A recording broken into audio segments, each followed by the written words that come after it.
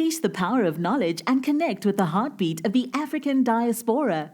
Download our African Diaspora News Channel app now on Google Play and Apple App Store. Stay informed with authentic and diverse perspectives, breaking news, and cultural insights. Immerse yourself in a community that celebrates unity, resilience, and progress. Experience the vibrancy of the diaspora at your fingertips. Don't miss out. Empower your perspective today. Search African Diaspora News Channel and join the conversation. So many times I hear people talk about just all the things that are wrong with the Black community, but rarely do we point at where the gaps are so we can know how to fix it. There was a while back that I did a video about the kind of influence that is in the Black community and how it's just veering off how we would want to raise our kids, right? I was talking about how I saw a video of children barely 5 years old dancing to Sexy Red Baby Daddy song. And then there was a teacher who was distraught. She was literally in tears. She's a ballerina teacher and she was crying over the fact that these kids, instead of listening to Tinkerbell and Cinderella music, they wanted to listen to Pound Town. And in retrospect, I think about that video and I'm like, okay, this is what is wrong, but what actually led us there? And I was listening to two very interesting people. Actually, they're just random videos that I bumped into. And somebody said it's because of the kind of role models that we have. And it's also the kind of leeway and long leash that we've given our role models, both in our community and even people outside of our community, and how we allow them to portray Black people, Black women, Black men. And then it sets precedents and almost forms an opinion about who we are, and then we just run with it, and every other person perceives us as that. Who shouldn't be considered a legend? Any rapper that has glorified drug dealing and drug use. So if you are glorifying the trap, if you are glorifying what it means to be in the trap and to make the type of music that is all about all of the dope that you sold and everything that came along with that, and you glorified all that, you're not a legend. A lot of hip hop artists, a lot of hip hop artists can't take any level of accountability, man, to the point where it's like, I am ready to just get mad at the messenger, regardless of if the message is true or not, and people looking for like, oh yeah, you can say my name as long as you being a yes man, as long as you big up in me. But if you say my name and you ain't and you ain't singing my praises, then nah, we ain't rocking. Like, I automatically don't rock with you. Okay, cool. That's a problem that you have, not a problem that I have. So all of the rappers who have glorified trap music should not be considered legends. I'm gonna say it again. All the rappers who have glorified trap music should not be considered legends.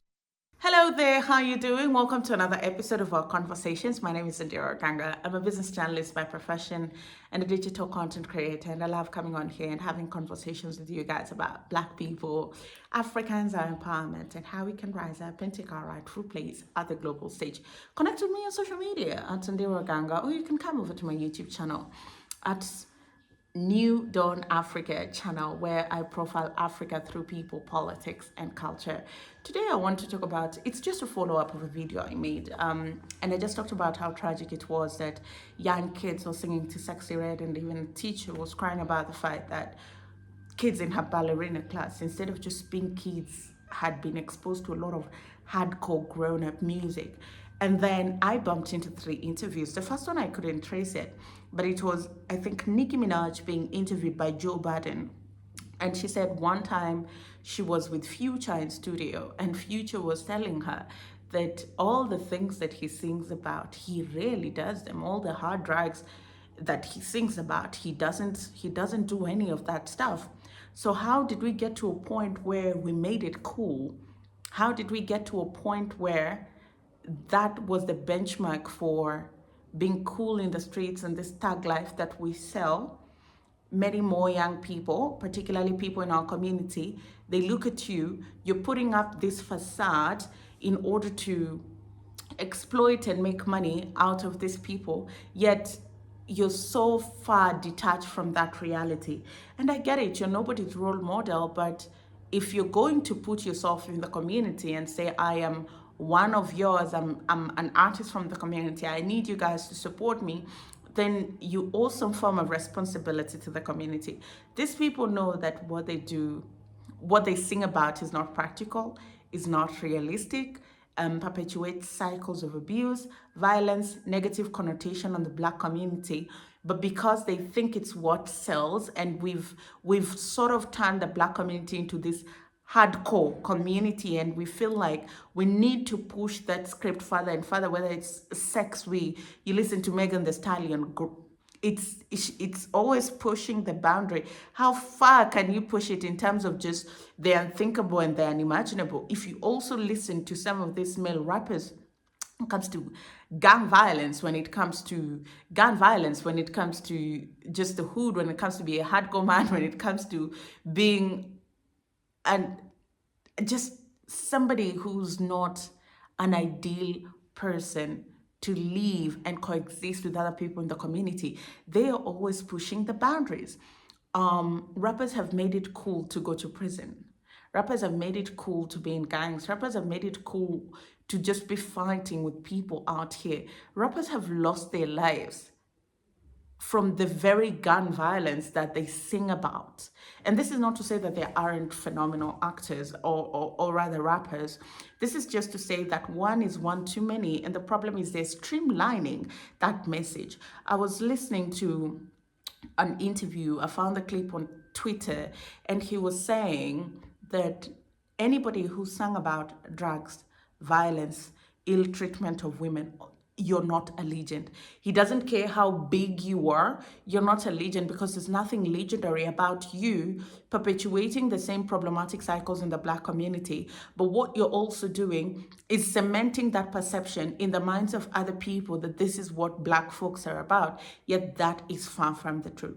I was also, listening to another speaker who went ahead to properly break down the sort of socialite culture that we're seeing pop up in the Black community. Again, the effects of the likes of Sexy Red and City Girls. Actually, thank you guys for commenting in the comment section, because I read them. You told me her name is Carisha. Yes, that's what I was trying to remember. Carisha. These people, they are at positions of influence and power, but they have stuck with that connotation of who and what a Black woman is.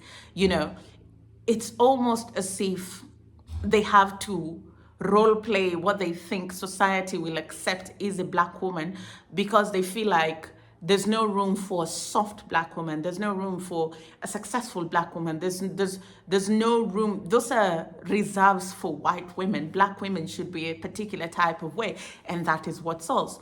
And he was talking about reality TV shows. Just go and watch any, even Housewives. The amount of fighting, cursing, disagreements, petty fights, backbiting that happens in the Black shows, which is scripted, is very different from what happens with the shows with the white women. The way that they portray them. For example, what does Paris Hilton do? No, seriously, what does Paris Hilton do? What does Kim Kardashian do? Yet the way that they portray them, even with the most little success, and when I say most little success, I mean that there are so many Black women who could do what these women are doing, and they would never attain the same level of fame. The media will go a long way in sanitizing these women and making them look very important. And whatever it is that they do, they will over-amplify it. And then you go to the Black side, whatever it is that they do and how their shows are scripted is demeaned. I want to see, and I love shows like Married to Medicine, forget the drama, just to see Black women in the field of medicine. Absolutely beautiful for me. I forget the drama and every other thing, just a portrayal of Black women in fields like, and those are the type of shows that, not Married to Medicine, but we need more shows that portray Black people and Black women in more positive light. I'm also tired of Tyler Perry's movies and his portrayal of Black women and Black love. As Black people, we need to start rewriting our own narrative. And unfortunately, sometimes that starts with art, because art has gone a long way in solidifying the perception that people have had about us. It's up to us to use art to rewrite our history, us Black people. How do you feel about reality TV? I hate it. Why? It destroys the image of Black women in America. As the Black woman goes, so goes Black society. You would be hard-pressed to find a show where you actually see Black women who are actual entrepreneurs, not some fun little boutique in the mall, not a kiosk, not I've got an eyelash line, but actual entrepreneurs. You know what you do see though? A bunch of women who are throwing drinks at each other, talking bad about each other, talking about each other, smiling in each other's faces, backstabbing, and then that image goes out into the world. So then you wonder why so many Black women are quote unquote not protected, not respected, treated like the animals. You wonder why when you go to a hospital, they say, oh, she don't need anesthesia. You're strong and independent because that's the image that's out there. You're loud, you're boisterous, you're wig wearing, you got snuffle up against eyebrows out there, here you got a BBL that's killing you and your thighs don't match. And then let's not get started on what they do to Black men. They're either completely emasculated or there's some type of thug Tupac caricature that completely eliminates the ability to express our intelligence, our creativity, and our need to not only protect, provide, but actually nurture a woman in a place where she can feel safe to be who she is. And then on top of that, you can't point to a reality show that does not have somebody who does not look like us at the helm, up to including the Love and Hip Hop ones, because everybody focuses on how bad Mona Scott is, but nobody says anything about Jim Ackerman. Well, there you have it, folks. New set. Are you living? Are you loving it? Thank you so much for watching. Let me know what you think in the comment section. Do you think that, one, we need new role models in the Black community? Two, do you think we need to redefine who legions are and what they need to do? Three, how can we hold people in positions of power in the Black community more accountable? And four, how can we use the media and art to rewrite the narrative and the perception about Black people? Let me know in the comment section. I'll see you again next time.